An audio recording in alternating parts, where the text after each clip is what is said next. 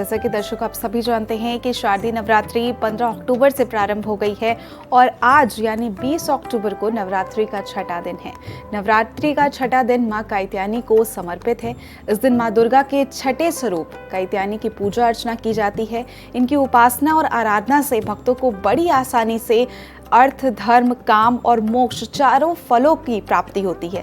और ऐसे में इसी को लेकर आचार्य जी से हम बात करेंगे और जानेंगे मां कात्यायनी की इस स्वरूप के बारे में, साथ ही साथ पूजा विधि के बारे में, मंत्रों के बारे में और महत्व के बारे में। आचार्य जी हमारे दर्शकों को बताइए। चेल्सी जी, जैसा कि आप जानते हैं शुभ नवरात्रि चल रही है और आज हम बात करेंगे छठे नवरात्रे की।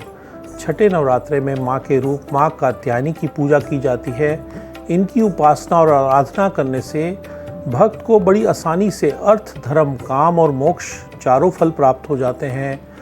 उसके रोग, शोक, संताप और भय नष्ट हो जाते हैं। जन्मों के समस्त पाप भी माँ की पूजा से नष्ट हो जाते हैं। दुर्गा पूजा के छठे दिन भी सर्वप्रथम कलश व देवी के स्वरूप माँ कात्यायनी की पूजा की जाती है।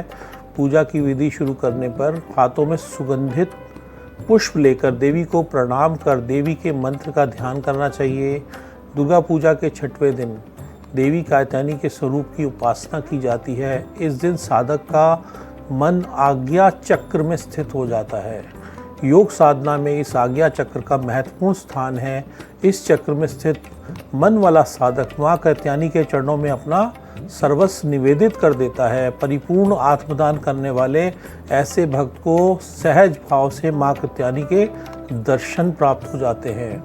माँ कात्यायनी का जो स्वरूप है, माँ कात्यायनी अमोघ फलदायिनी है। इनका स्वरूप अत्यंत ही भव्य और दिव्य है। इनका वर्ण स्वर्ण के समान चमकीला और भास्वर है। शेर पर सवार माँ की 4 भुजाएं हैं। इनके बाएं हाथ में कमल और तलवार व दाहिने हाथ में स्वास्तिक व आशीर्वाद की मुद्रा अंकित है। भगवान कृष्ण को पाने के लिए ब्रिज की गोपियों ने इन्हीं की पूजा कालिंदी नदी के तट पर की थी। ये ब्रिजमंडल की अधिशास्त्री देवी हैं। इनके रूप को प्रतिष्ठित करते हैं और माँ कात्यायनी कात्यायन नामक एक प्रसिद्ध महर्षि थे। उनके पुत्र ऋषि कात्य हुए। इन्हीं कात्य के गोत्र में विश्व प्रसिद्ध महर्षि कात्यायन उत्पन्न हुए। इन्होंने भगवती की उपासना करते हुए बहुत वर्षों तक कड़ी तपस्या की। इनकी इच्छा थी कि माँ भगवती उनके घर में पुत्री के रूप में जन्म ले। माँ भगवती ने उनकी यह प्रार्थना को स्वीकार किया और कुछ काल पश्चात दानव महिषासुर का अत्याचार पृथ्वी पर जब बहुत अधिक बढ़ गया, तब भगवान ब्रह्मा, विष्णु, महेश तीनों ने अपने अपने तेज और अंश से महिषासुर के विनाश के लिए एक देवी को प्रकट किया। महर्षि कात्यायन ने सर्वप्रथम इस पूजा की और देवी इनकी पुत्री कात्यायनी कहलाई। दुर्गा पूजा के छठे दिन भी सर्वप्रथम कलश रूपी माँ कात्यायनी की पूजा की जाती है। पूजा की विधि शुरू करने से हाथों में सुगंधित पुष्प और देवी को प्रणाम करना चाहिए। माँ को श्रृंगार की सभी वस्तुएं अर्पित करें। माँ कात्यायनी को शहद बहुत ही प्रिय है, इसलिए इस दिन माँ को भोग में शहद अर्पित करें। देवी की पूजा के साथ साथ भगवान शिव की भी पूजा करनी चाहिए।